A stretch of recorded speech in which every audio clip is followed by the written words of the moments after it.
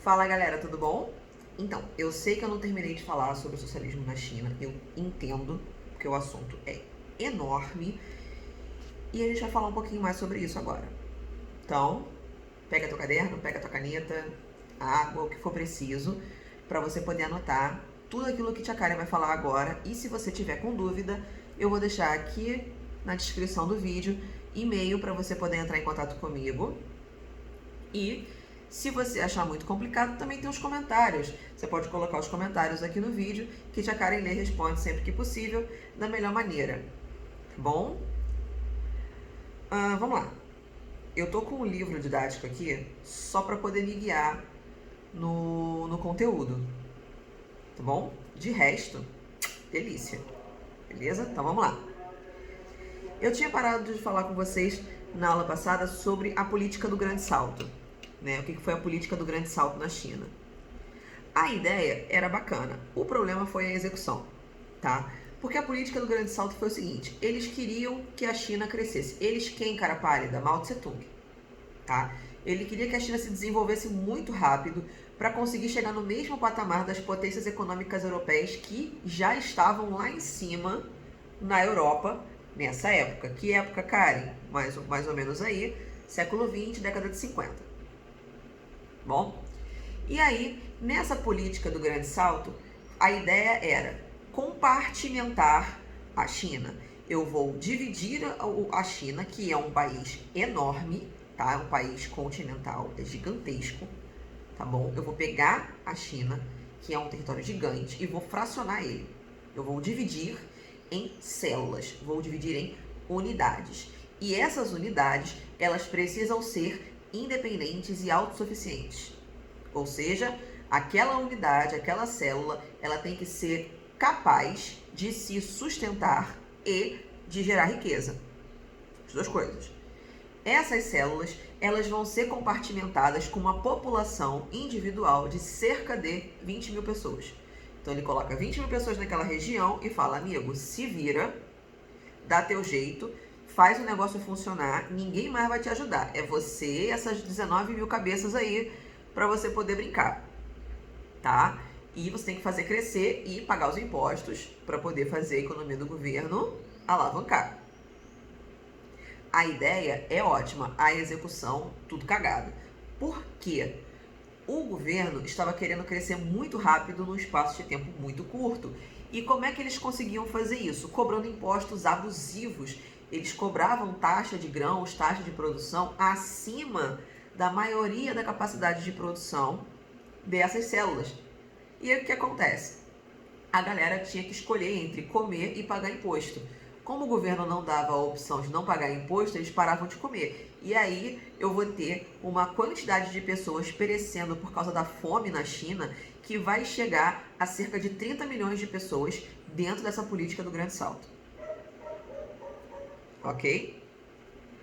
E aí a gente vai falar um pouquinho sobre a revolução cultural. Por que a cultura é tão importante quando a gente fala de uma sociedade, Karen? Porque é a partir da cultura que você consegue criar sensações, emoções, características de pertencimento ou não. Não é só a propaganda que faz isso, o movimento cultural também faz, tá? E aí, nesse contexto da desorganização econômica, da fome, a política do grande salto não dando certo, a população chinesa vai começar a ver Mao Tse-tung não mais como um herói, mas agora como vilão, porque ele está matando as pessoas de fome. E aí ele resolve mudar a política da água para o vinho e vai criar a revolução cultural, né, o movimento dos 5 antes. Eles têm essa mania, né, de 5 antes, 5 anos, 3 tudo, enfim. Eles têm essa mania de fazer esse negócio assim. Então, vamos lá. 5 antes. Que é o movimento de anticorrupção, anti-mentira, anti-nepotismo, anti-burocratismo, anti-desligamento das massas. Tá? Então, o que ele está querendo fazer nessa política 5 antes? Ele quer um esquema contra a corrupção, contra a mentira, contra o nepotismo, contra a burocracia e contra o desligamento das massas. Ele quer que as pessoas participem da política vigente, do movimento cultural vigente. A ideia, show de bola, vamos ver a execução, né? Nessa política do 5 ante, os estudantes vão se juntar e vão fazer um movimento à oposição do sistema que estava vigorando na época, que vai se chamar, né, vão combater os que eles chamam de 4 velhos. Lembra que eu falei que eles têm essa mania? Então, é 5 ante, que eu falei, e agora são os 4 velhos, que são os velhos hábitos, lá de trás, a velha cultura, as velhas ideias e os velhos costumes. E aí, quando Mao percebe que a população gostou dessa ideia de revolucionar a cultura, de trazer a população para a política chinesa, ele vai se aproveitar disso, né? E vai lançar em 66, do século 20, tá? 1900. Ele vai lançar em 66 uma revolução cultural que foi um movimento favorável ao igualitarismo, né? A supressão da hierarquia do exército foi um exemplo que eles fizeram. Então, eles vão fazer uma política igualitária, onde eles estão tentando pegar a desigualdade social e diminuir, todo mundo ficar no mesmo patamar, né? Então, vai ser um movimento que vai ser favorável ao igualitarismo. E aí, nessa brincadeira, eles vão caminhar para um comunismo chinês. Nesse comunismo chinês, essa nova política, essa nova cultura, ela rechaça tudo aquilo que não é originalmente chinês. Então, a cultura do jazz, o rock, tudo aquilo que eles chamam, que eles denominam como cultura ocidental, vai começar a ser visto com maus olhos e não mais vai ser bem-vindo na China. Eles vão de novo voltar para a conchinha deles e ficar aqui somente quem é chinês, tá? Só o que vale a cultura chinesa, só o que vale a música, a pintura, a arte, o conceito chinês. Eles querem manter tudo aquilo aqui só na redoma, na cúpula do trovão deles, tá? E aí eles vão se livrar de tudo aquilo que é produzido, né, que provinha do Ocidente. E isso inclui aquilo que eu falei para vocês, o jazz, rock, a arte, enfim. E aí, incentivados por Mao, né, a se rebelarem contra os agentes da burguesia, alguns infiltrados, né, no Partido Comunista Chinês, que é o PCCH, eles vão ser vistos como inimigos do povo chinês, e esses estudantes, vão ser estudantes, tá? É um movimento estudantil, eles vão ser chamados de Guarda Vermelha, e eles vão sair das universidades e vão rodar pela China como itinerantes, né? Pregando as ideias de igualitarismo social. E aí, esse igualitarismo social, ele vai ser escrito no livro de normas. Como assim, cara, um livro de normas? Ele vai ser escrito num livrinho, tipo um panfletinho, tá? E esse livrinho, ele vai ser chamado de livro vermelho. Vai ter os pensamentos de Mao, né? E ele vai tentar fazer com que essa ideia que ele tem se espalhe para toda a China. Deixa eu ver se eu consigo mostrar aqui para vocês. Tem umas coisas legais aqui no livro. Tá vendo essa imagem aqui? Essa imagem é uma peça teatral, onde cada um deles segura um dos livros vermelhos e exalta Mao Tse-tung como sendo o presidente amado, idolatrado, vitorioso, salve, salve, o cara mais esperto e mais especial da face da Terra, como sendo aquilo ali maravilhoso, tá? E aí, durante essa revolução cultural, né, o Estado chinês, ele se dedicou somente a envolver a população nessa maquiagem de que a China é maravilhosa, o presidente é o salvador da pátria. E todas as pessoas que iam contra o sistema, que iam contra esse regime e não concordavam com os ideais de Mao Tse-tung, magicamente desapareciam. Então você vai ter aí pessoas que foram sequestradas, pessoas que foram torturadas, pessoas que foram assassinadas em praça pública, inclusive, dependendo de onde você estiver. Você vai ter pessoas que vão ser reeducadas, elas vão ser mandadas para um campo de treinamento onde você vai sofrer literalmente uma bela de uma lavagem cerebral. E você vai ter um fortalecimento da China comunista, da China socialista, presa lá na redominha de vidro dela. E nisso, você vai ter um fortalecimento de Mao Tse Tung, porque ele vai fazer com que a China volte a ser um sistema socialista que favorece as populações mais carentes. Não podemos esquecer que o socialismo sempre vai favorecer as esferas mais populares em detrimento das esferas da elite. Okay? Então vamos lá. A Guarda Vermelha vai ser desarmada, vai ser desfeita, depois de um tempo que ele vai perceber que isso está beirando, faltando um cabelinho de sapo para virar uma milícia. E ele vai desfazer essa Guarda Vermelha e vai fazer com que esses universitários, esses estudantes, retornem às suas vidas normais e retornem às suas vidas acadêmicas nas universidades. E aí, ele vai instaurar novamente um regime disciplinar e hierárquico no interior das fábricas e no interior da política chinesa, porque ele percebe que isso dá mais certo do que do outro jeito. Logo depois, tem aqui a gente falando um pouquinho sobre o Vietnã, tá? A gente vai falar um pouquinho sobre Cuba. Cuba também é maneiro. E acho que é só. Peraí, deixa eu ver se tem mais alguma coisa aqui. Tá, tem o Chile, mas o Chile é bem pequenininho, prometo. Então vamos lá. No Vietnã. O Vietnã ele fica na Indochina, tá? É ali perto da Tailândia, ao sul da China. Tá bom? E aí fica ali nessa brincadeira. Durante o fim do século XIX, os franceses ocupam a região. Fim do século XIX, gente, é 1800 de alavanca, tá? Não esquece da conta para fazer. E fim do século XIX, o neoimperialismo, o neocolonialismo, tá comendo solto. E a França se aproveitou disso e foi lá e ocupou o território do Vietnã. Por que eles queriam o território do Vietnã? Simples, eles queriam o quê? Matéria-prima, basicamente. Eles vão querer arroz, borracha, chá, além do minério de carvão.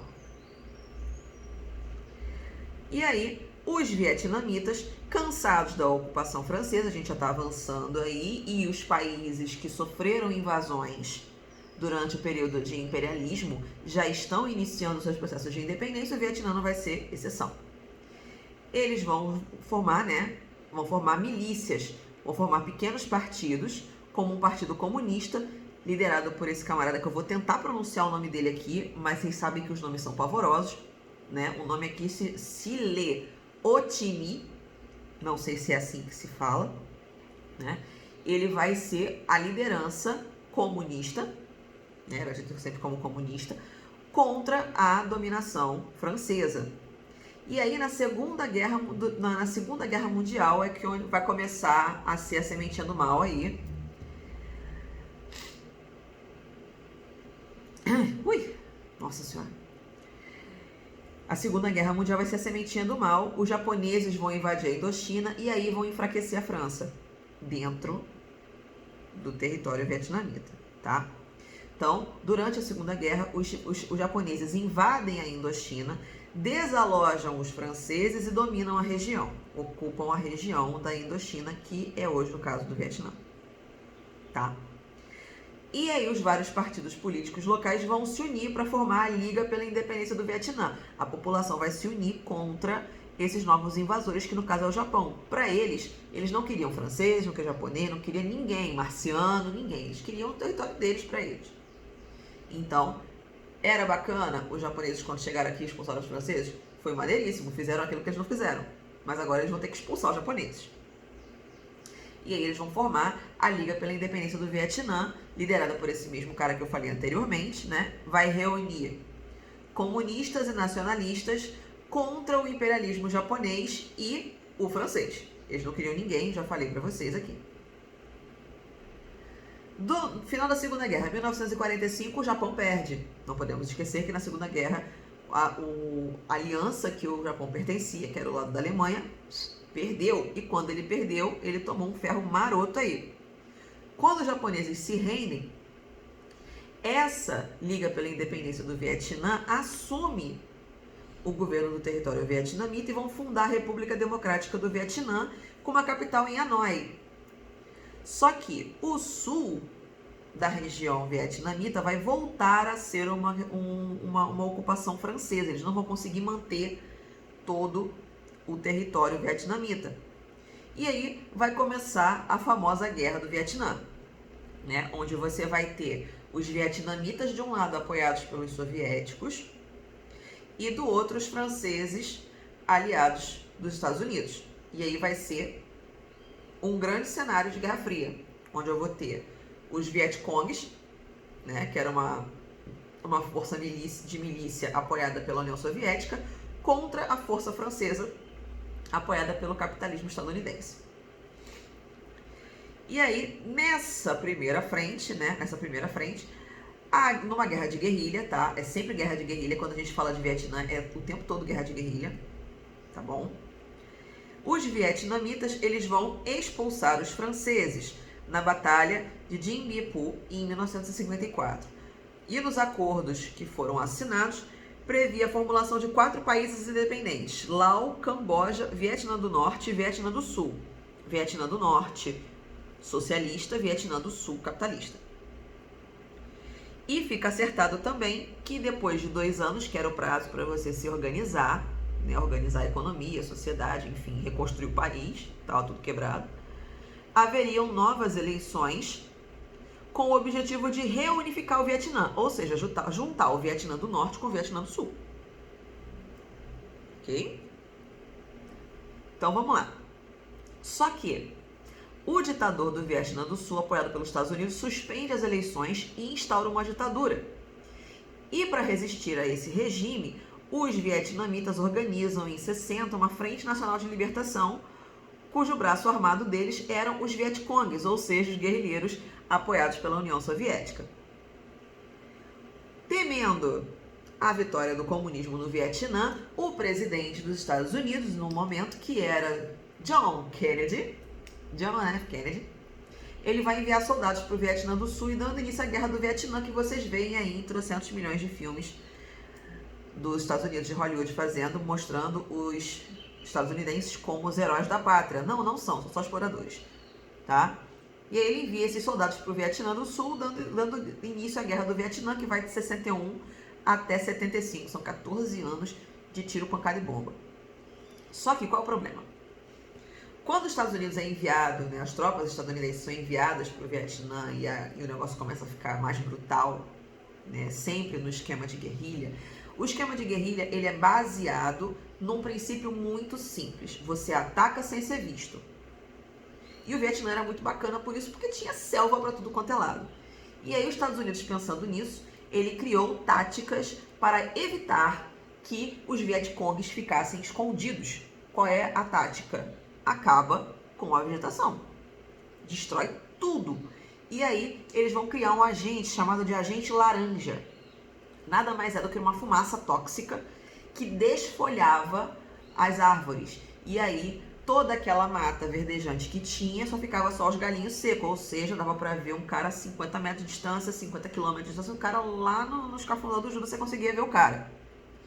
Segunda arma química que foi criada pelos Estados Unidos e levada para o Vietnã foi o napalm. Vocês já devem ter ouvido falar sobre o napalm. É uma substância tóxica que, quando encosta na pele, ela provoca queimaduras fortíssimas. A pele solta, igual descamar de cobra, de crocodilo, só que solta a pele inteira, fica o músculo embaixo, tá? Isso provoca uma dor excruciante, causando inclusive morte, tá bom? Fora que o napalm é extremamente volátil. Então, eu vou ter aí esses 2 agentes químicos que os Estados Unidos vai trazer para a guerra, e isso vai causar sérios prejuízos para o lado dos Vietcongs, tá? Vai matar milhares de civis e acarretar sérios prejuízos ao meio ambiente. O que mais tem aqui? O que aconteceu aqui que ele colocou como parte importante aqui e é bacana? A guerra durou muito tempo, tá? A guerra do Vietnã foram 14 anos de guerra do Vietnã. E os Estados Unidos estavam investindo muito dinheiro e gente. Chegou uma hora que os Estados Unidos percebeu que eles estavam tendo mais prejuízo do que lucro investindo na guerra do Vietnã, e aí os Estados Unidos vai retirar o seu apoio. Vai retirar suas tropas e vai retirar o seu apoio na guerra do Vietnã. E é aí que os Vietcongs vão ter a oportunidade de vencer a guerra do Vietnã, e é o que eles vão fazer. Tanto que em 73, né, a resistência vietnamita leva os Estados Unidos a se retirar, e ela vai ser vencida pelos socialistas em 75. Um ano depois, vão ser realizadas eleições e o país foi reunificado com o nome de República Socialista do Vietnã, com a capital também em Hanoi, tá? Continua no mesmo lugar. E mais ou menos a partir da década de 80, o Vietnã inicia o processo de abertura econômica, conhecido como Renovação Vietnamita. E aí eles vão abrir de forma bem tímida no começo a economia vietnamita ao capital estrangeiro. Tá? E aí vai começar o desligamento do Vietnã com a União Soviética. Tá? Com essa Revolução Vietnamita, o governo continuou controlando setores básicos, né? Saúde, educação, segurança, enfim. E aí, nessa época, né, finalzinho aí da década de 80, o Vietnã entra na OMC, que é a Organização Mundial do Comércio. Saldos positivos na balança comercial, tendo os Estados Unidos como principal parceiro comercial, o Vietnã tem sido o país que mais cresce no Sudoeste Asiático, graças a Deus. Vamos dar uma pausa aqui e no próximo vídeo a gente volta para falar de Cuba e Chile. Beleza? Já voltamos.